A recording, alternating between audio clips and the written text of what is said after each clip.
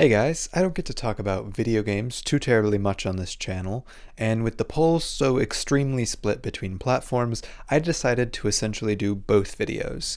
This month, if you can tell, I'm doing my video on Skyrim, which you're watching right now, and next month I'm going to do my video on Crimson Peak, as voted by YouTube and Twitter respectively.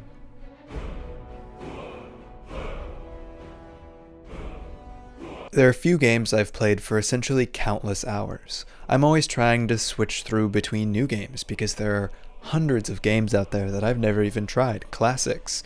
But there are a collect few games that I always seem to come back to no matter what. And one of those games is Skyrim.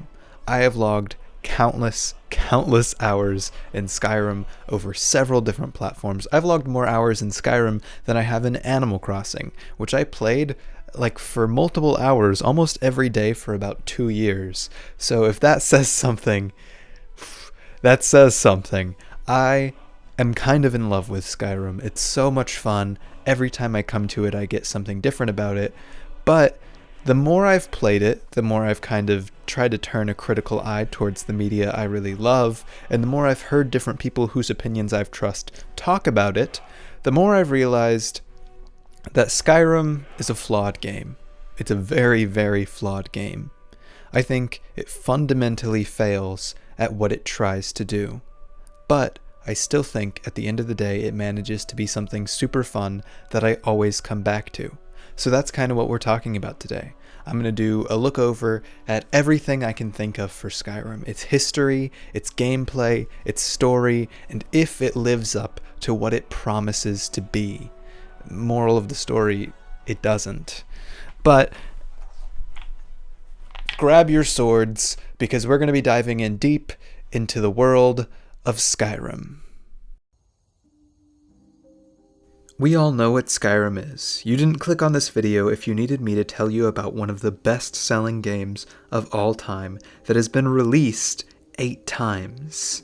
So much so that it's become rather a big joke that Bethesda, the studio that created it, is milking everything they can out of one of their only good games. But that's an interesting statement. One of their only good games? Let's trace this back a little bit. We have to look a little further back than Bethesda Game Studio, the studio you're probably all familiar with that developed most of the games you probably know them for. We have to go back to Bethesda Softworks. Bethesda Softworks was a company formed out of creative passion in the early onset of video games even being a thing. It was created by tech engineer Christopher Weaver, who loved the idea of video games, and also really liked sports. He originally tried to break out into Laserdisc games, but that, as a market, turned out to go nowhere very fast. So instead, he formed Softwork to create games on the newfangled computers of the late 80s and early 90s. Then found out that that name had already been taken, so he came up with Bethesda Softworks, because apparently he was very attached to the Softworks. They released their first game, Gridiron, in 1986, one of the very first football games for the Atari and the Amiga. It was so revolutionary to the genre of game, having you actually interact with the game itself instead of just directing players, that according to an article on The Escapist, Bethesda Softworks was hired to help finish up development on the first Madden game because of this game. From this success, they pretty much just went on to make sports games and the occasional tie-in movie game, developing a long-running hockey series known as Wayne Gretzky Hockey, and doing all the Terminator games at the time. But in 1994, things would change for the small studio. Chris Weaver turned his sights to something new. He still wanted to make a sports-style game, but this time he wanted to take sports back a bit, all the way to the times of fighting gladiators. He wanted to make a game where you and a team of fighters would fight to the death in a series of tournaments and try to become the grand champion. They would travel to different cities across the fictional world called Tamriel, and eventually in development they decided that you could also do some kind of quests. It would be called The Elder Scrolls Arena. But this game, as I just described it, would never really get created. There's very little actual information about it overall, and it definitely never got into the actual coding stage, because along the way they really fell in love with the idea of the side quests, and they soon took over more than the actual fighting, and eventually the side quests turned into main quests, and the locations and arenas were brought down to one place. The multiplayer elements were dropped, and suddenly they had a full-force RPG on their hands. Allegedly, though, due to the budget and the fact that they already had a lot of the printed materials and a logo, they kept the name The Elder Scrolls Arena. And when it hit, although it was a rather small release, word of mouth spread, and it very quickly became a rather big success, known for its surprisingly good-feeling first-person combat and far bigger number of quests than other games similar at the time. It even won the Computer Gaming Award for Role-Playing Game of the Year. But it was apparent very quickly that they struck gold, and in 1997, only 3 years after Arena, they would release The Elder Scrolls II: Daggerfall. This game, taking the technology and the sheer number of things you could interact with and explore up exponentially, selling over 700,000 copies and winning several awards. And this was a time where games didn't really pull those kind of numbers. It was still the 90s. It was clear that they had something special on their hands. And in 2001, due to the success and building of a brand, they split the company and created Bethesda Game Studio. Softworks would still have the publishing credits and manage more of the business side of things, and Game Studio would become the development team. They would carry on the Elder Scrolls series and the Fallout series, another later hit that they found taking RPGs in a different direction, a far more text-based experience focusing on telling a story and creating a unique and funny world. And in 2002, having their first official development credit on the Elder Scrolls III: Morrowind, exploring the world of Tamriel more and taking the technology all the way to the Xbox. It would yet again be one of the best-selling games at the time, especially for Xbox, and generally got great critical reception. And in 2008, we'd get the Elder Scrolls IV: Oblivion. And with this game, they would also bring on another studio, 2K, a practice they started picking up for their big series. Around the same time, Fallout New Vegas was being developed by Obsidian Entertainment. As Bethesda Softworks had started back when it was formed, releasing games from other development studios as well. With Oblivion, they kept wanting to chase realism and more complex quests, and tried to push the technology even further than it had been before. And it became a super well-loved classic like the rest. But it's at this point we have to change our outlook on Bethesda as this small little underdog studio. At this point, they are giants in the industry who have pioneered the RPG genre in gaming, creating two of the most well-known series in the genre. But for pretty much as early on as when Bethesda Softworks stopped being a development studio and started being the corporate company Bethesda, they immediately started cutting corners and ripping people off. I mentioned that they immediately started publishing games from other studios, and one of those very first ones was Echelon, developed by a Russian studio, Madia? I should have looked that up, but I didn't. Madia alleged that Bethesda did not pay them at all for any boxed sales of the games when they had allegedly agreed to in their contract, essentially making them pay for everything and then making money off of it. And although Madia ended up dropping it without ever going to court, I'm inclined to believe them due to so much of Bethesda's later behavior. I mean, if I say Bethesda, you can probably think of some scummy thing they did to another studio, or to just the people trying to buy their games, or whatever the heck was going on with Fallout 76. The thing that pisses me off most about Fallout 76 above all else is that this game represents just how little Bethesda seems to think of fans, gamers, and consumers as a whole. They actually thought they could get away with promising this incredible online Fallout experience before shipping a game that's early access at best, and that barely functions from a creative, artistic, and technical standpoint. They knew exactly what they were doing by releasing the game in the state it launched. But speaking of Fallout, that's another thing. I kind of lied earlier and said that Bethesda had created 2 of the most influential and well-known RPG franchises. But if you know anything about Fallout, you've probably already commented that I am wrong and an idiot. The thing is, Interplay Entertainment developed and published the original Fallout and Fallout 2 and Fallout Tactics. They're immensely cool games that had groundbreaking use of top-down and text-based storytelling with such heart to them. Their stories are genuinely groundbreaking for the time. But unfortunately, they weren't really games for everyone at a time when gaming was already pretty inaccessible. So the company eventually went bankrupt, and Bethesda scooped them up to make Fallout 3. Fallout 3 would change the game series drastically, putting it more in line with the Elder Scrolls series, and majorly making it a first-person shooter. And it was a huge success, and won Game of the Year and all that, but it's also kind of a freaking awful game, and critics at the time were idiots. It's at least my least favorite of any Fallout game I've played, including 76, and I don't have time to get into why, so instead you should go watch H-Bomber Guy's video on it. It's really fantastic, and I also steal a lot of points that he makes about Fallout 3 for Skyrim, so you should definitely go check out his video. But you may be thinking, okay, so whatever, they bought the rights to a game from a dying studio, that's a pretty normal thing to do, which I have no issue with that, or the fact that they changed the style of the game to a first-person shooter. It feels like a natural next step for the series to make it more accessible. But that wasn't the end for Interplay. They, of course, were still able to sell the games that they made and make money off of them. But also, they weren't. Because apparently selling the 3 Fallout games that they worked on in a bundle somehow steps on the toes of the Fallout 3 sales.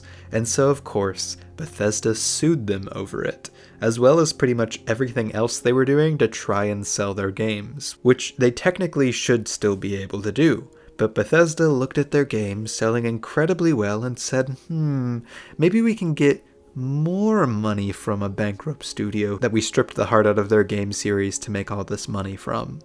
And this to me just shows the position and mindset that Bethesda was in as we approach the game I'm actually supposed to be talking about. A studio that started out making pretty revolutionary games and ended up becoming kind of a cheapskate studio, from taking everything they could from other studios who were trying to develop real masterpieces. Even Oblivion, to get even slightly back on track, had so many bugs and issues that people still make fun of them for it now. And their attempts to make a more complex story worked, but it led directly into feeling less and less like you yourself was going on a quest, and instead you were just following a bunch of instructions from character to character. And it's here, after the release of Oblivion, and directly after the release of Fallout 3, that they started development on what is arguably their most well-known game, The Elder Scrolls V: Skyrim. Thanks. Thanks to Spike TV and all the fans who have supported us at Bethesda over the years. 4 years ago at this event, we had the privilege to be honored with several awards for Oblivion, including Game of the Year. 2 years ago, we were honored again for Fallout 3. Well, since that time, my team at Bethesda Game Studios and I have been hard at work on our next epic. And we wanted to find the right time to announce not only what that game is, but the day it's coming out. And that right time is now. It would be thought of by the team as a spiritual successor to Fallout 3, which, in my opinion, is not a good sign. And it was made in the same engine, with a lot of the same team, hence why if you've played either of them, they feel surprisingly, and I do mean surprisingly similar, despite their story and settings being so drastically different. The 2011 technology would be taken even further than the rest of the series, the team wanting to make something even bigger, something even more complex terrain, even more NPCs, quests, weapons, spells, items, characters, options, just more. Along with a focus on realism and the art instead of a more cartoony fantasy style. It would also get 3 DLCs that would be incorporated into the later releases, and they moved away from a character class system, a staple of the genre and the series, to opt yet again to achieve more of a complex story that would be more accessible. This time you were all the same Dragonborn, no matter what race you chose. And also chasing realism, they wanted your race to feel important, so they added a lot of racism into the world of Skyrim. But of course not enough to actually have an effect on players or matter, because that would be too constricting to the players. Instead, this added just flavor and immersion to the story. But at this point I'm getting a little ahead of myself, so it's time to talk about Skyrim itself. There's a lot we can talk about with Skyrim. This video is probably already going to be longer than it needs to be, but I want to start us off by talking about what I love about Skyrim. Because at the end of the day, I really do love Skyrim, like I said at the beginning of the video, and I'm about to be super negative to both it and Bethesda, and I want you guys to understand that this is a game that I really, really, really do enjoy. But also that it's important to analyze art that we love and criticize it to where someday we can hopefully get something better. Probably not, but hopefully. Right out of the gate, I have always had fun making different kinds of characters in Skyrim. I think they have a pretty well-diverse selection of races to choose from, and although you can't pick a class, a lot of the racial abilities can add a lot of fun elements to the games if I ever remember to use them. I think in general the characters themselves look pretty good and give you a lot of room to work with and everything but weight, which I find a little weird. Either way, I always try to choose a different race of character each game, and although it's a little disappointing, as I mentioned earlier, that they took the step to add in racism all over Skyrim, but thought it would be too constricting if that actually mattered, so it doesn't fully matter what race you pick, but also it's really fun world building in my opinion to have different races and to be able to pick so many different options and characters, and you get to be a Khajiit or an Argonian. I don't know, I think it's really neat. I almost always pick Argonians, they're so cool. It does get a little ridiculous when you're talking to one of the most racist people in the game towards whichever particular race you are, and despite them being really, really mad at you and really annoyed that you're in their city, they'll still help you out and send you on their way because the quest can't get in the way of that. But especially for games at the time, this is one of the most satisfying actual physical character customizations that I've had in a game. I'm always interested to kind of mess around with the different faces and hair and color options. I think it's really, really great and adds a cool layer of immersion to me. Another element that I feel is really great while you're playing, if not a little overwhelming, is leveling up. You gain experience points very fast up front, which gives the illusion that all the kind of stand there and listen and follow quests are giving you way more experience than they actually are, which in my opinion is a really good thing for how this game is structured towards the beginning. And on top of that, it just feels really good to get good at one thing. You'd be surprised how drastically different the game will change if you pursue one specific type of thing to get good at. I mean, you can go for restoration, and if you go straight into restoration, you can unlock different quests that you need to have a certain level of restoration for, and then eventually unlock master restoration spells, and all of these really unique and cool benefits that will very drastically change how you play the game, depending on which specific things you want to get good at, which I think is incredibly exciting and fun. There are clear, very powerful benefits to putting time and skill points into that one skill. Stuff like any given weapon you choose getting way more powerful and incentivizing you to actually play the game in a way more fun way, like Paralyzing Strike, an ability you can get for one-hand combat. That makes it if you power strike someone in the back, there's a good chance that they'll get paralyzed. It's actually one of the elements that makes so much of the game work because the skill tree is so big, which can be kind of annoying and give you a lot of decision anxiety, but I know that for me personally, it always makes me want to take extra time to really try and buff out the skills I like because it makes the game 10 times more fun. One hole you might find in this system a little later on in the game comes in stuff like its lockpicking skill tree, an ability I find super useful and fun, especially if you take up the Thieves Guild questline. You're going to sink most of your points into getting good at lockpicking, or you won't be able to get anything you want. But towards the very end of the quest, they introduce this item, the skeleton key. It's a big item that you get from the quest, and although they say you need to return it sometime, returning it doesn't really change that much. So it seems like the developers were just trying to guilt you into not breaking something that you just put a lot of time into, because the skeleton key literally never breaks. You can use it as many times as you want in any lock in the game. So theoretically, if you got this without any lockpicking skills, it wouldn't matter. You'd beat the system. But, I mean, it is almost impossible to do that. So instead, you've just put hours and hours into upgrading lockpicking, maybe even getting the unbreakable ability, which makes all your lockpicks unbreakable, and is this huge thing to get, needing lockpick 100 score to get it. But in reality, you're not that close to getting it, and you might as well just hold on to the skeleton key until you're at least lockpick 100, which again, kind of breaks the system of development. This doesn't come up too much. The lockpick is actually one of the few times this does happen, and if you pursue those skills, like I said with Restoration, you often find a lot of unique quest lines and fun abilities that go along with it, but it is often something that can be kind of annoying, that if you've sunk all this time into something, finding something that just kind of does it easier, or finding that it never really matters that much when it comes up.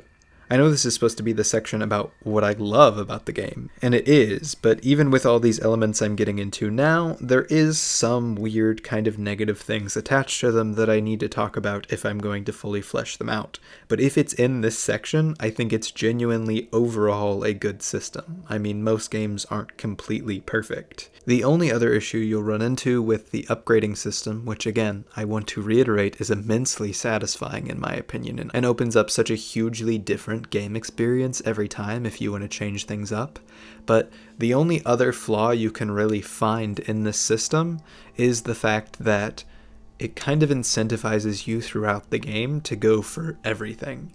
You don't want to just get good in Restoration, you also want to get good in one-handed combat, or maybe heavy armor if you're like me, maybe archery as well, maybe enchantment, and this kind of draws you a bit thin. It does, like I said, push you to constantly be trying to upgrade your skills that you like most, but it gives you some of that decision anxiety and makes you feel like you can't really go for one thing at a time. There's a thing in the opening that I think actually gives a really good example of this, where you come across, while you're breaking out of the first encounter, a sleeping bear. You're given the option by a character you're with to either stealth past the bear or shoot it. Seemingly a fun decision for what kind of character you're going to be. It will give you skill points in whatever thing you do. But it really isn't a choice at all, because you can just stealth past it and then turn around and shoot it, getting points for both. In fact, shooting it while you're in stealth will increase the stealth points you actually do get. And a lot of decisions like this throughout the game, where instead of having it one way, you can just have it all of the ways, makes the leveling feel no longer like a part of making a character, but a system you should abuse if you want to get strong as fast as you can. Either way, I think this is a large system that's extremely well developed, and one of my favorite parts of the entire game. I can't tell you how excited I always get to get really far down the line of any given skill and start getting really, really fun benefits. It's one of the most satisfying leveling up systems I've ever played. A lot of other fantasy games, like something like God of War, really kind of bum me out every time I get into leveling, because it feels like I'm just throwing pointless skill points around to get tiny little abilities, and it's never quite as satisfying as what Skyrim offers with its skill point abilities. Speaking of lockpicking, one of my favorite elements is actually how good it feels to stealth around in Skyrim and use other skills associated with stealth, like sneak attacks, lockpicking, and pickpocketing. Very early on, it's such a big thing that I lean on. Getting sneak attacks around corners and pulling off combat missions or getting items that you probably shouldn't have yet using these abilities just feels so great. And even the lockpicking, for as many complaints as you get about lockpicking mechanics in games, I actually really enjoy for the most part, especially on anything you can get haptic feedback for, like the PS5, which I recorded all this footage on. You can really feel how it feels to turn the lock and if you're going in the right direction or not. For me, it's super immersive, and there's never so many lockpicks that this feels kind of tiresome. And also, you can kind of almost crack any lock from the very beginning if you take your time and kind of put a lot of effort into it. I've cracked master locks at lockpicking skill level like 13 just because I put the time and effort into it, and that feels really, really good and super immersive for me. Although it's not super helpful for much outside of getting occasional loot in that previously mentioned Thieves Guild questline, because there's just not that much important put behind lock and key, presumably to avoid people who didn't have much skill in that getting stuck. But at a point it does make lockpicking feel like kind of a lesser thing, but it's always super satisfying to me personally whenever I get to use it. But again, I'm getting ahead of myself. Mechanics like these are pretty perfectly implemented in the broad strokes. Stealth almost always feels like a viable option, and I use it whenever I can, especially if it's a really hard fight. I always put a lot of points into stealth. Pickpocketing is another extremely fun risk-reward system that can make things very tense. I love being able to have the option to pickpocket people while they're sleeping and steal important quest items or get money or items back that you sold to somebody. It's always super fun and satisfying. This system itself has a couple flaws, especially if you remember that if you fail, they'll pretty much immediately try to kill you, and you can just reload and try again. And if you've gotten especially cynical, you can just quick save before you try it, and then do it again and again and again until you get that small percentage. But that is abusing a save mechanic, so I won't hold it against the game too much because I don't really think this game would have benefited from a different style of saving system, like a campfire type thing that a lot of games in the genre do.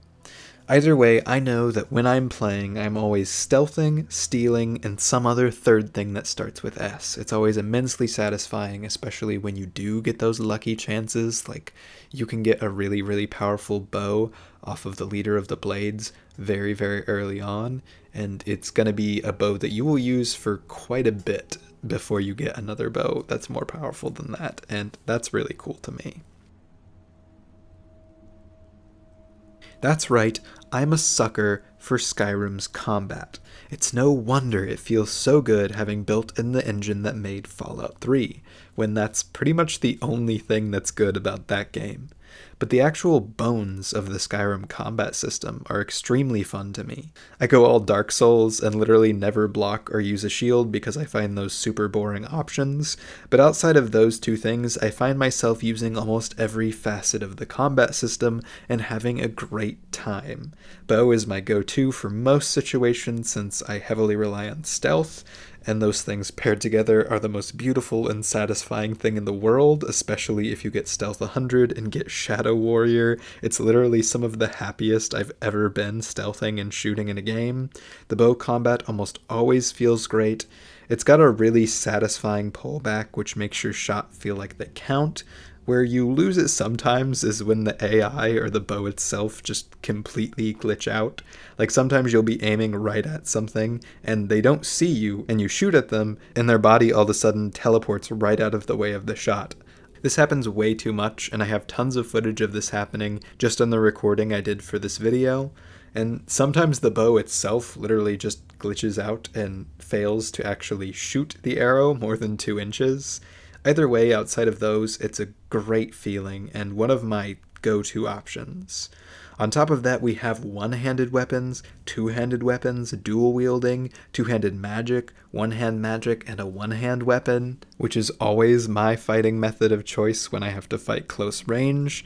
But the thing is, you could fight with any of these styles, and I think almost all of them are fun.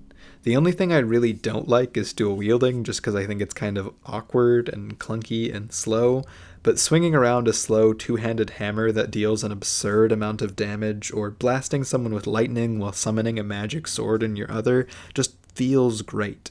As well as the more practical side of things like having a one-handed weapon in one hand and healing in the other.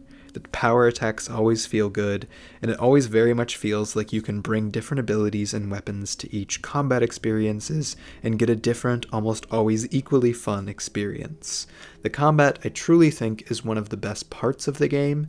There are things that bring it down, like the enemies leveling up to you, so you never really feel like you get that much better. There are a lot of enemies that once you get more powerful you can kill them in one hit, and things certainly do get easier, but anytime it's an important battle, if you've gotten a heck of a lot better, unless it's some crazy ability like a shout that's really powerful, it'll still be just as hard as when you started the game, which can be really kind of disappointing, especially versus something like Dark Souls, as I jokingly mentioned earlier, which the Dark Souls games bring a really consistent skill-based combat system.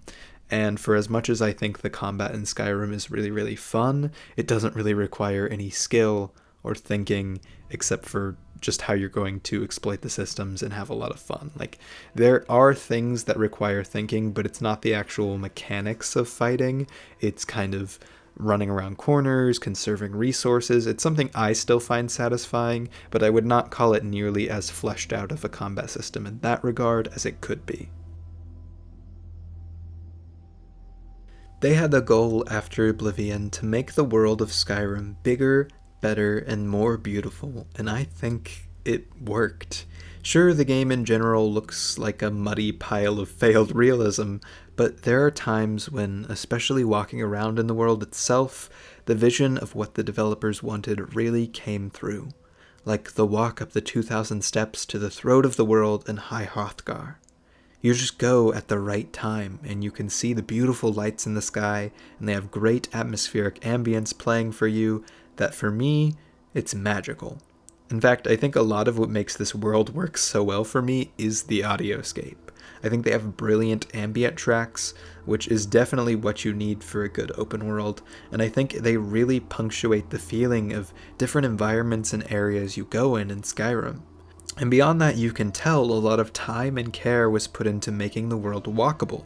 There are paths almost everywhere in the game, and signs that tell you where to go, and even wagons that can take you to big cities you haven't explored yet. I love theoretically how it would feel to walk around and stumble upon people on the road who give you small side quests, but the more you play the game, the more the magic of actually getting around kind of fades, for a couple reasons, mainly because once you've played it for a long time, you find that there's pretty much nothing that meaningful or fun that you'll run into walking down the road. Occasionally you'll run into some clever world building, or something going on for a quest that you may learn something about way down the line, but you'd better not mess with it or you may ruin that quest. More likely than not, it's just a random character tracking you down whether you're on the road or not to be like, here's a small fetch quest or a dungeon you can go kill people at and then leave. On top of that, there are a few interesting structures you can come along, mostly just tiny shacks with nothing too useful on the outside and some ingredients for potions. And it would be really cool and feel a lot better if you had to naturally navigate the world because of all of these landmarks and cool signage, but unfortunately this really cool, well-thought-through element is rendered obsolete by quest marks and the map always kind of shouting at you where to go. So instead of exploring what I think is this really naturally laid out terrain, you just kind of watch the marker and follow it. It's unfortunate because I really think elements of the open world could really be incredible, but they're just buried under the weight of honestly just inconvenience. But that actually leads me to another positive that I'll actually defend, which is the fast travel system. You do so much gosh darn walking for any given quest, and Skyrim is literally so massive, and for previously mentioned reasons not that fun to just walk around, curse you quest markers, it would be without you, that I would literally almost never play this if I had to walk everywhere or only use carriages and horses, and before you call me lazy for that, I did a whole playthrough with no fast travel, and although in some cases it did lead to some really cool stuff and a lot of ambience that really immersed me more in the game, it made me, at the end of the day, appreciate the fast travel system more on subsequent playthroughs, and I think it's genuinely a good option for players to have, especially being that it still progresses time, so it's not just like you teleport there, it's like you walked there in kind of a montage and just didn't get to see all of the elements around you. On the whole, despite saying quite a few negative things towards the world, that's more the quest marker's fault, not the world itself. And I stand by the fact that there are days that I have just sat there in Skyrim and kind of soaked in the elements and really, really got immersed into just walking around in the different atmospheres and environments. There are so many different unique towns and locations and smaller cities that it always feels really great to me personally to just spend time in Skyrim. Especially if you've just kind of turned off all your quest markers, which you can't fully do for a reason I'll get into later. As much as I've had kind of negative caveats to each of these elements, it's the little things in this game that really pile up so much to make it either really engaging or a really boring experience. And I think this game has just enough of the little things to make itself really fun and consistently engaging to come back to. So many small paths to explore, tiny side quests with more fun characters than even normal quests, goofy items that you have to look really hard to find, and some really natural moments of mechanics and world building coming together in a cool way. Heck, at one point you even get to talk philosophy with a dragon like you're in gosh darn Dune. But it's these broad strokes, even if they are slightly flawed, combined with the little touches that make it something that I like to come back to. Stuff like finding the extremely small vocal cast super enduring. Sweet mother, send your child unto me, for the sins of the unworthy must be baptized in blood and fear. So very tired. Father, when can I leave to be on my own? Or a lot of thought put into the economic layout of Skyrim, giving each town a different feel and weight. Fun missions like sneaking into the underground of a brewery to fight mutated super rats in a top secret important mission. Mission impossibling your way into the Thalmar embassy before you realize there's really only one way to do the quest, murder, or quest lines like the Dark Brotherhood, where if you follow some of these to their completion, it's like this whole other world has opened up underneath Skyrim, and you've found something you could have gone the entire game without knowing about, and can now take cool assassin jobs for money. I especially love in the Dark Brotherhood questline that you get all of these dark and brooding options for speech. I almost always choose them, and it's funny when they don't believe your hype at first, and then later when they're genuinely scared of your stupid silent responses after you've inevitably murdered everyone. It's the part with the severed head I find most impressive. My compliments. Going for the mysterious and brooding thing, huh? For how could I fail? That may work for your targets, but you'll find I'm not so easily impressed. You want something? Look, if you ain't gonna talk or spare no coin, just go away!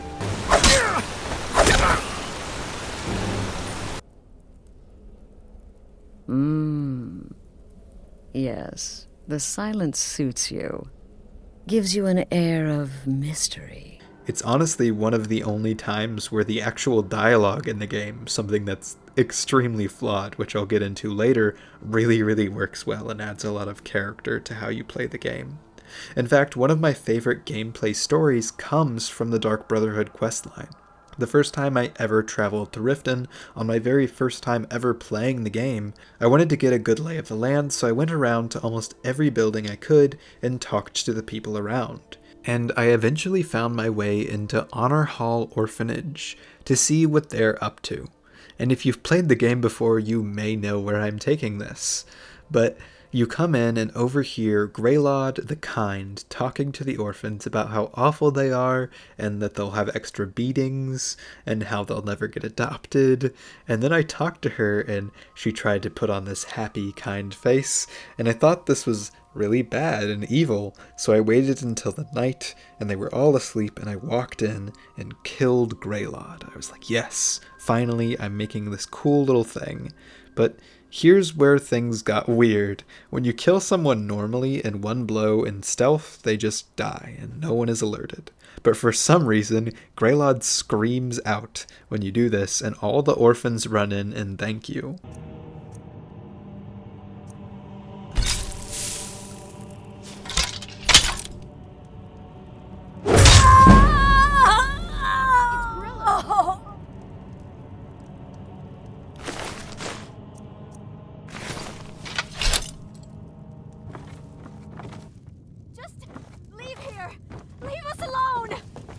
Someone has killed Grillin!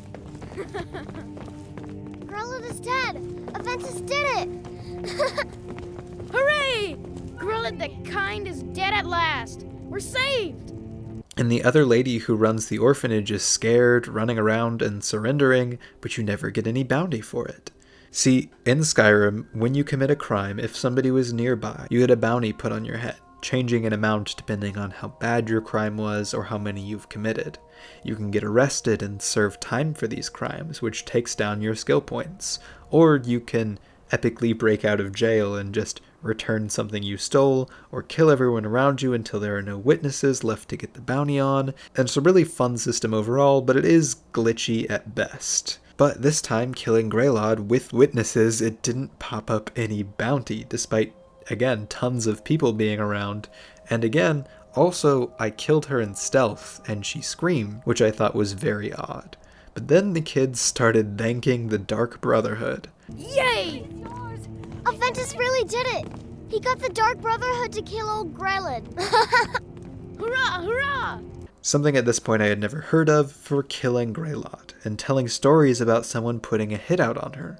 And I was, all in all, really confused, but happy that the kids actually had a positive reaction for the fact that I decided to kill her, and I inexplicably didn't get a bounty on my head.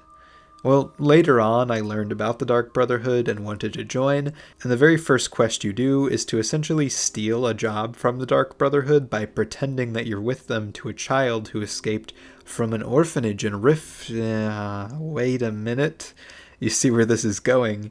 It turns out I did the quest in the wrong order, and it actually took me leaving and waiting and coming back into the city and going to Riften again for it to actually register that I had killed her for the quest.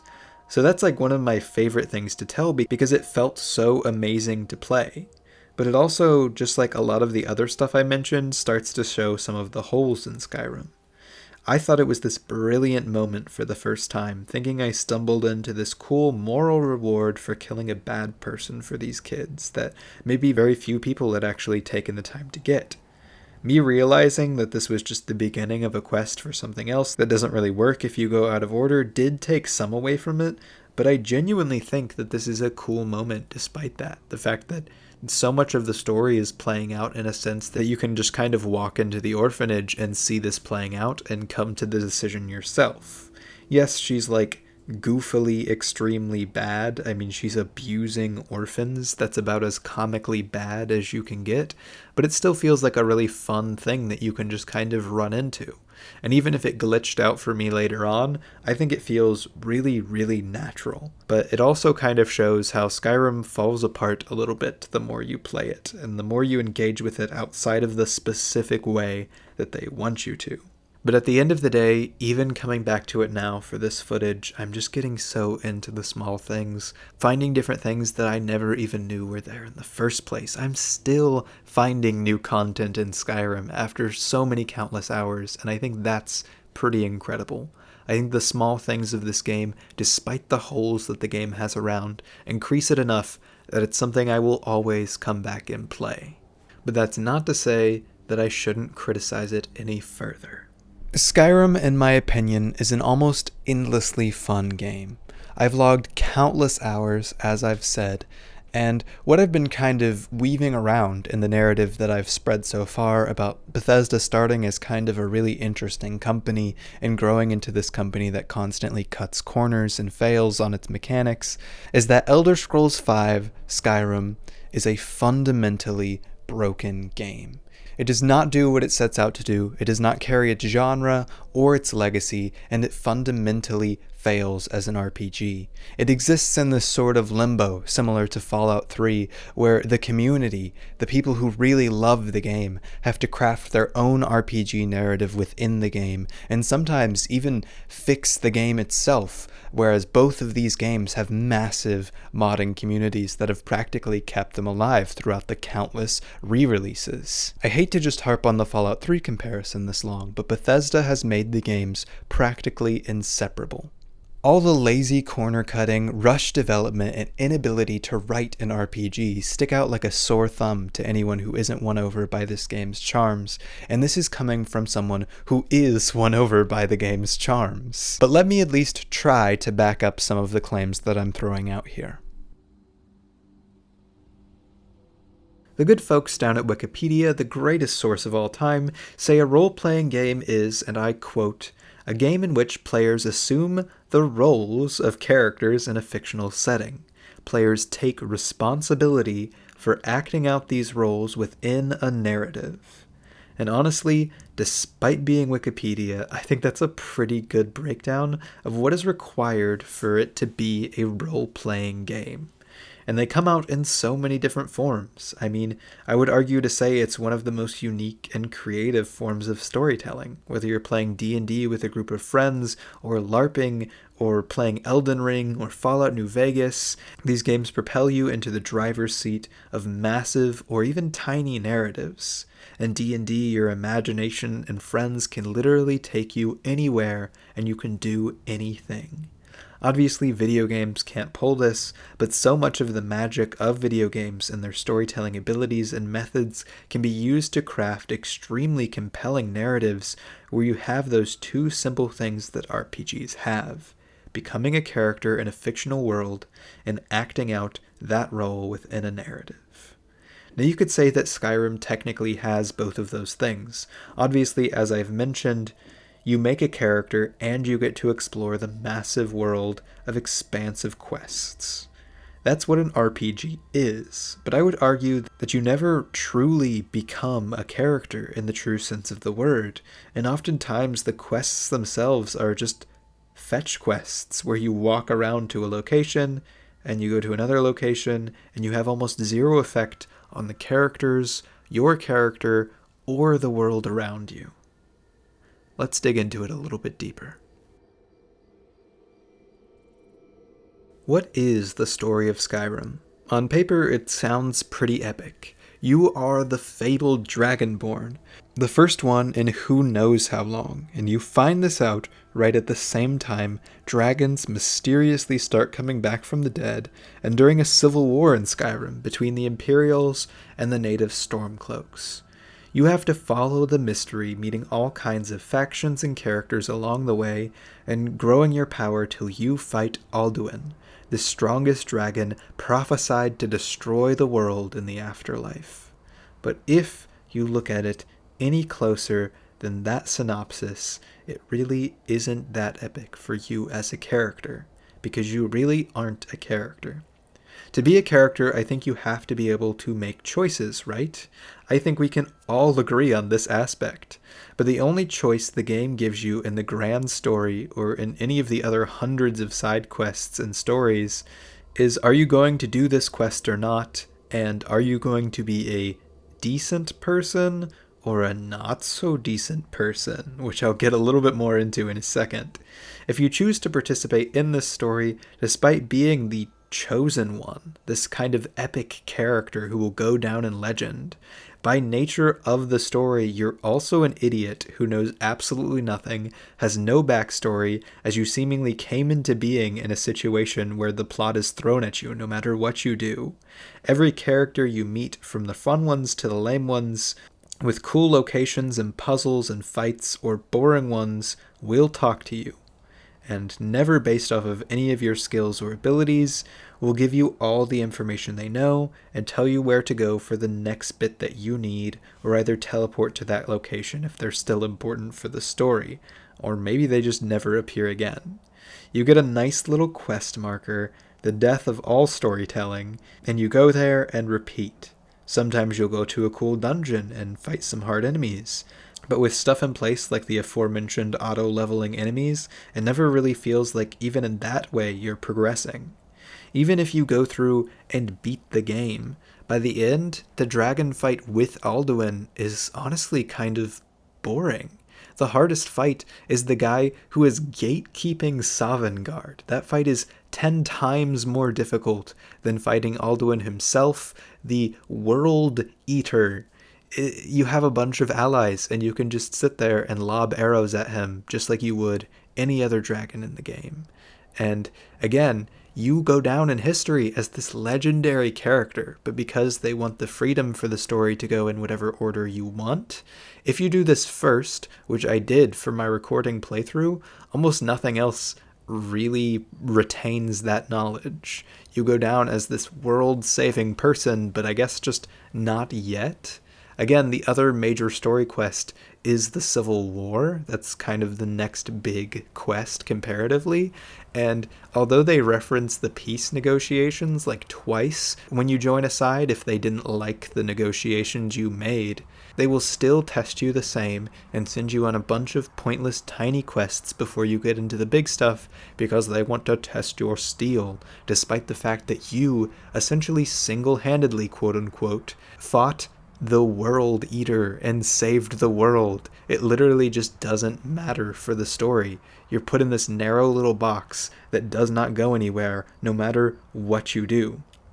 You may get some new overpowered weapon or skill, or even just know the game well enough that you can bring a bunch of cool tricks to each fight, but so many of the fights and quests will still feel exactly the same, to the point that when I'm doing story quests anymore, I'm abusing my abilities to avoid as many of the annoying fights as I can. I'm walking around and parkouring up walls you weren't supposed to go up, using shouts non-stop to kind of back alley my way through and get to unique angles, because I just can't be bothered to fight all of them.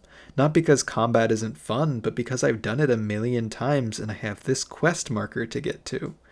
Speaking of which, I feel like I don't really have to go off on a rant about quest markers. I feel like we're all experienced enough here to know why they suck and take away all your agency in the story, making you this thing that runs to a point and then runs to another over and over and over again without any thinking or exploring or any elements of the world that, make an RPG. But I'll throw out one thing just in case you don't get why this is such a bad concept in the game. Imagine you're playing a game of D&D. It's got a very, very well-made world with recognizable locations and cool things to explore and lots of interesting elements. But when given a quest in the game, your DM just sits there constantly, literally non-stop, in between every moment he can, telling you where exactly to go next. You walk into maybe a cool mystery room where you have to find a special item, and he's just like, yeah, that's the item. That's the one you want right there. You gotta pick it up. Guys, hey, don't forget the item. I know there's so many things you can look at, but you gotta pick up that item or we're not going anywhere. Guys, go down that path. You gotta go down that path. There's an item. You're gonna want to grab it. We'll tell you exactly where it is so you don't have to do any exploring. And on top of that, which is just laughably bad, and it strips so much of the character of being in these quests, there is no real story that you are deciding. You're not the main character. You're walking around to people who are all doing more interesting things and have more interesting lives than you. You just so happen to be the chosen one that they all need to go fetch or fight someone. On top of that, the speech abilities are also super lacking. There technically is an intimidation and persuasion skill that you can increase in the speech option, but these really don't give you that much. They may just opt you out of having to bribe someone instead, because essentially, if you speak to any person, there's no characterization in your dialogue trees because nothing you choose really matters. There's almost no way to fail a speech check, and if you do, you can literally talk to them again and just pick a different option. There are no consequences for failing speech, and there's no ability to get extra things or lose out on things because of speech, outside of quote-unquote intimidation and persuasion, which are practically the same skill. They only separate them just to, again, inflate the feeling that you have more options in speech, when really speech is so meaningless, because you, again, aren't a character. And I can't stress enough how quickly this forces players to just turn off their brains and stop thinking about the game as a cool adventure that they get to craft to their own wants as a story, but as a list of people to talk to, people to fight, and items to get, where if you do the right thing, you'll get cool abilities that usually have some other mechanic that makes them more or less feel useless. There's a really telling moment during the main quest line, through, granted, an optional dialogue option, where you're talking to this dragon that you've captured in Whiterun. It's one of the big, really cool moments. You trap down a dragon with cool planning that you didn't do, in a trap that you didn't set off. They just needed you because you're the only one who can shout this specific word into the sky. But if you talk to him and say the right things, he says a really, really telling line to the rest of the game. He says, Onikan Korav Gair Mirad. It is wise to recognize when you only have one choice. And I know I'm grabbing that completely out of context, but I think that's exactly how the story feels when you're playing it out. It is the perfect summation of what makes this feel like you're not a character. Skyrim and the developers at Bethesda wanted to make something bigger, wanted to make the quests more impressive with more tiny details, and by doing that, they stripped it down so much and had to make it so accessible to where you wouldn't miss any of the really cool details that you cannot be a character within them. You'll make no decisions, and even when you do the cool quests, they don't really matter to the world. Even finishing the Civil War changes almost nothing. It changes who you kill and what color the people are who are walking around. But the Civil War's results don't change anything for our game. You just have to assume they do something in the future. Again, even race is just thrown into the game as set dressing, not to make who you are different or how you engage with the world different. Good RPGs care about the small elements of storytelling. They give tons of options to change how you engage with the story to make you feel like the main character, even in games that you have half of the technical abilities that Skyrim has. But Skyrim seemingly does not care about character or race as long as they get to tell the story they want to, and exactly how and where they want to tell it. The only decision you'll ever get to make is if you're going to abuse the game's glitches or murder everyone. And that brings us to our next point, the morality of Skyrim. So we've established essentially with our story category how the game hardly even qualifies as an RPG. It's more a fantasy story simulator. Pretty much the only choice the game has is its chokingly limited way you can interact with the story and just how evil you're going to be. That's right, I didn't say the choice to be good or evil. It's literally the choice of how evil you're going to be. Technically, you can be quote-unquote good in this game, as good as a fantasy setting like this will allow you to be. You can not break laws and try and help only people with seemingly good morals, only murder hundreds of people when they attack you or in a dungeon you need to get through, and bam, you're a good person. But the game's actual layout and mechanics will constantly be reminding you that you're an idiot for choosing that vaguely good option. Like I said earlier, the mechanics themselves make it so that if you don't abuse the leveling system, you're essentially stupid. Why not stealth and shoot the bear to get skill points in both? The same goes for being quote-unquote bad in Skyrim. Why not help the good people and then pickpocket them? With save skimming being what it is, it presents this world where you can kill and steal from almost anyone. And even without save skimming, there are so few actual consequences for this in the world. You simply cannot kill anyone the plot needs, or kids. So you have this freedom to just go to town on anyone else, and it will not matter because they couldn't account for it any more than just getting thrown in jail, which, again, you can just get out of really easily if you break out of it, or you can simply just not get caught. Literally in one of my playthroughs, just for the heck of it, because I was bored and powerful, I decided to go into one of the cities and just kill everyone I could. I killed literally every single killable character I could find, and I never got arrested. I literally could still do quests in the town, and I never got arrested because it doesn't matter. Nothing you do in this game matters in terms of being good or bad. They force your hand to not be able to kill important people, and everyone else is simply pointless. It makes stealing feel weightless. You're not hurting these people by taking what they have, because unless they catch you, they simply don't care, and it doesn't matter. You can go up to the poorest character in the world and take everything from them, and they will simply just exist, or if they catch you, they'll try to kill you. It turns all the NPCs themselves into feeling as flat and fake as you. So yeah, every time I start the Blade questline, I sneak up and pickpocket Delphine, like I mentioned, to get that elvish bow, because at this point in the story, it's super unlikely that I will have a bow that good, and I mean, she has too. This problem of morality not really mattering, and there being such a benefit from being a bad person who breaks into every house and steals everything you can, extends over into the story in parts. Stuff on a large scale, like the Dark Brotherhood. Forget wanting to be a good person if you want to take part in that cool story at all, because the Dark Brotherhood questline will force you to murder and backstab almost everyone, all for your benefit, because if you do the questline to completion, you have a never-ending stream of money and a huge secret base that you can store all your stuff in.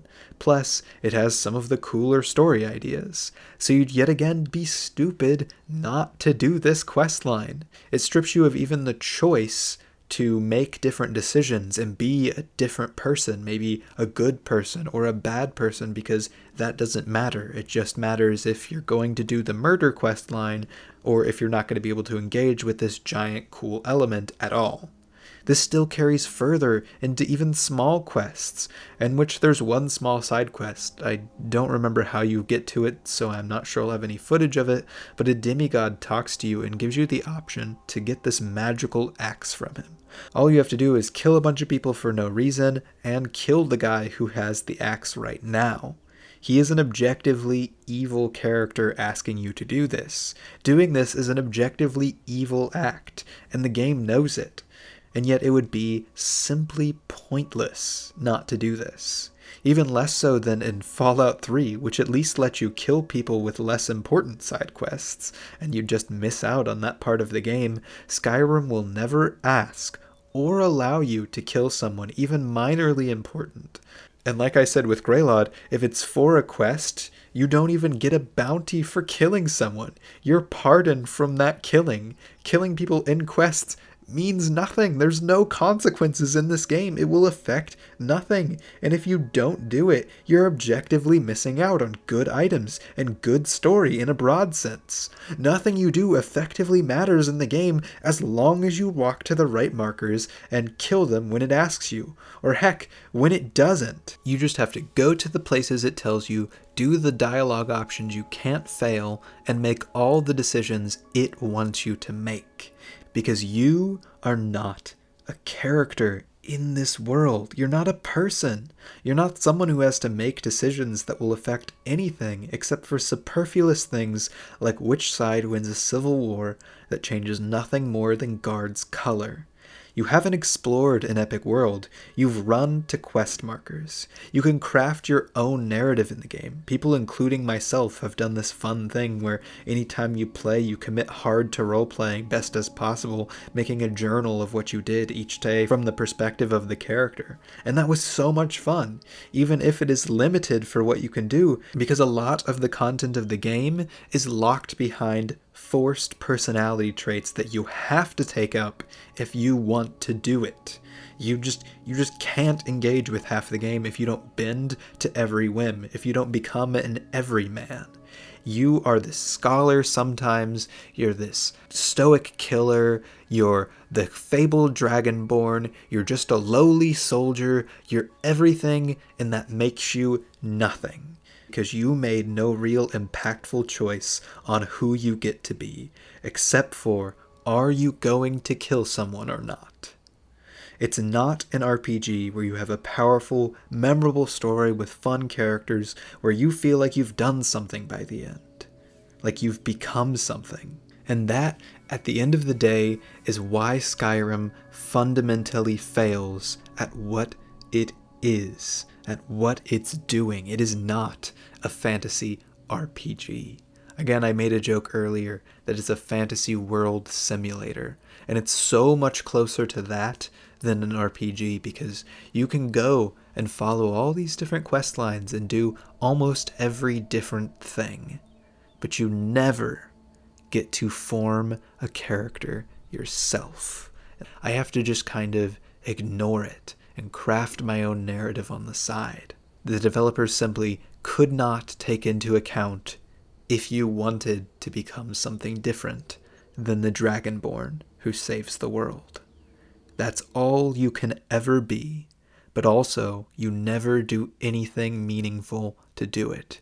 You're directed there by other characters from the very beginning, from Delphine to the Greybeards to every other character. They tell you the important stuff. They give you the information. They point you in the direction you need to go because you are too stupid, too blank, too boring of a quote-unquote character to do anything but kill people and fetch items.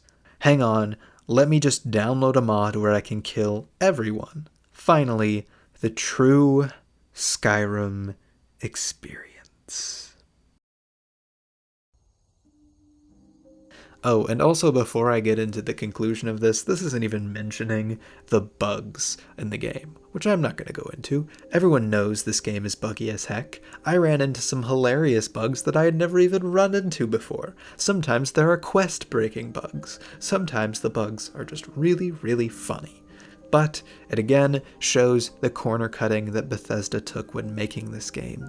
And I know it's a massive game working on older technology, but if it didn't work, then you should have made it smaller. It's not like anybody forced your hand to put out a game with glitches. And it's not like there's just a couple glitches. You will run into glitches so much in this game. It is definitely a legitimate problem.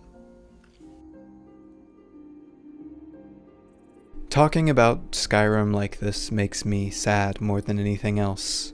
I think they were so close to making something worthy of the hype that Skyrim has. It's a towering game. There is so much content in here. I've been able to talk about a fraction of it. For the time, it looked great, but it just makes all of the wrong decisions in how to turn that into an RPG. But I guess that's fitting from a company that stripped almost everything recognizable from multiple of the most well-known and influential RPG series of all time. A company that the moment they became a real corporation cared so much more about getting your money into their pockets than putting out a satisfying game experience that was true to any of the series they pulled from. No matter what half-baked game they had to put out, or tiny corners they had to cut, or people they had to rip off, or how little they had to actually think about crafting a story and a narrative, the fundamental part of an RPG. At the end of the day, Bethesda cares about one thing and one thing only: your money. That's why we have Skyrim released more than 7 times, because Dumbo Wumpos like me will buy it, just because I have such a warmth for it, that I will go out of my way to craft a story that I can have fun with within it. Or why we'll probably get a Fallout 1776 next or something. They'll run their properties into the ground, and I think the only truly great games that they will quote-unquote make are the ones that other studios make, and that they just produce. I love Skyrim, and I love the Elder Scrolls series. I want to see them avoid the pitfalls that Skyrim seemed to have no care to even notice while they were so focused on being big and having tons of locations and quests that they wanted you to run in their specific way. But honestly, I don't have much hope that they'll ever get better. And really, the only hope we have for companies like this to not just continue doing Skyrim 2 Electric Boogaloo is to hold them to a higher standard. To truly take time to criticize the games you play, even the ones you love, and actually wait to see how a game will be before you pre-order it, because it's getting so bad in video games right now, and some of them are just utter garbage upon initial release because these companies only care about your money, not giving the developers time to finish. I could go on and on about the seedy practices of AAA gaming companies literally all day. There are so many stories that if you know the industry at all, you know exactly what I mean, especially from Bethesda themselves. But the moral I want to take away from all of this is to just be more critical. This is an art form. My favorite art form.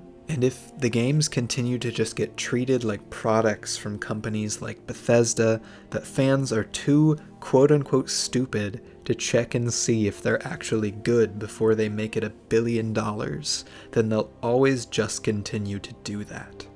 So we have to treat it like art for them to treat it like art. I hope you were able to take something away from this video. Maybe it'll open your eyes some onto what gaming can be and why we shouldn't just take it when it fails to be that from something like Skyrim. Or maybe you think I'm dumb and annoying and ranted about a game for an hour that I myself am still going to continue to play and enjoy.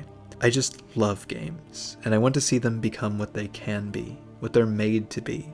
Not what companies like Bethesda will try and sell to us because they're brands. There's no shame if you love Fallout 3 or any Bethesda game. Again, I love Skyrim. Anyway, I'm gonna head out before I end up writing the same thing as my conclusion for the 4th time. And I hope this video wasn't too long-winded. There's so much more I could have dove into about Skyrim, even just playing it, so many tiny elements, both for positives and negatives in criticizing the game. I tried to do as brief of a flyover as I think I could to sum up what I was trying to say. Also, there's going to be a little bit more of the video, so stay here.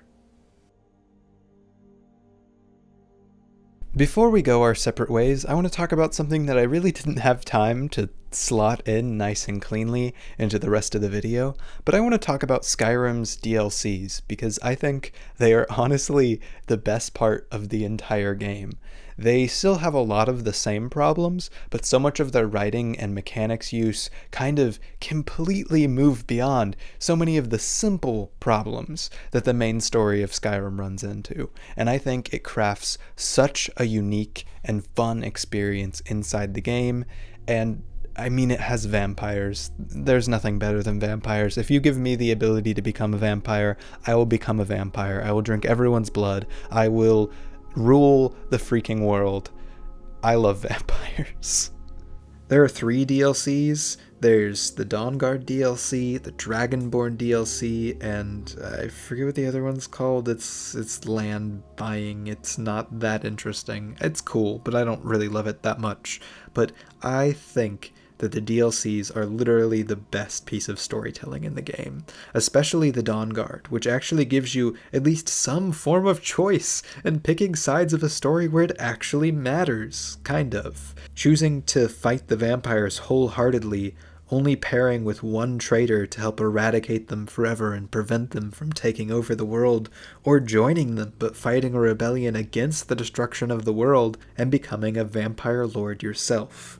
A, I love vampires and that's so freaking sick, but B, just by thinking a little bit, they made a choice that although it leads roughly to the same conclusion, it still has character consequences, where you actually get a choice that changes what kind of character you're going to be. and it feels like it matters. You can't have it both ways. You can't be a vampire and be in the Dawn Guard. They literally won't let you continue the story. It's the best storytelling decision in the whole game, and it's still not that great compared to other RPGs, and also is in the DLC, which makes me really sad. But again, they also threw in some random thing with werewolves too, because why freaking not? It's single-handedly my favorite thing in the entire game, and I do engage with all of the vampires and werewolves every time. It's the best. And the Dragonborn DLC adds in a whole new island and its own thing, and offers far more compelling stories and settings, and again, choices for its player. Fundamentally, these stories have a lot of the same problem as the rest of the game, like the whole quest marker thing and such, but by being forced to tell such confined stories with their own small locations and casts of characters that don't have to work with all of this massive story and massive quest lines that you could take, it forced the writers to actually think about what characters to put into it, about how you would engage with it, and how to make the actual character choices interesting. It makes me wish that Skyrim was scaled all the way back so that all the stories could just be written like these DLCs, even if they're not the greatest things in the world and still have all of kind of the unfixable problems of Skyrim. These DLCs show that the game could have been 5 times better with just a little bit more attention to the writing and setting and choice. They're so cool, and I love them. Thank you guys so much for joining me on this extremely long-winded, overblown discussion on one of my favorite games.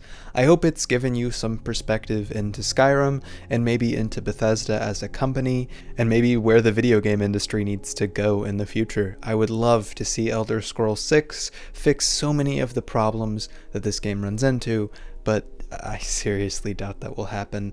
And I think one of the big takeaways, as I mentioned, should be that we need to be a bit harder on games like this. And I'm part of the problem. I've purchased Skyrim over like 5 different consoles, and we kind of just need to stop doing that. Me included. This is not just a you thing, this is a me thing, because the more we support the mediocre games like this and kind of give in to the company's mindset that as long as it says Skyrim or Elder Scrolls, that we'll just get it, and we actually take time to demand a better piece of art being put out, I think the better the art form will become. But again, I'm going on even longer on stuff I've already said. I have a real problem with that. But thank you guys so much for watching. Your guys' support for the channel means the world to me. It's freaking fall. This is why I'm wearing this. For some reason, even though I have all of this, I have swords, I have skulls, Skyrim maps, I don't have like a good fantasy outfit. So I was like, heck, it's fall. It just started fall, so let's put on a sweater.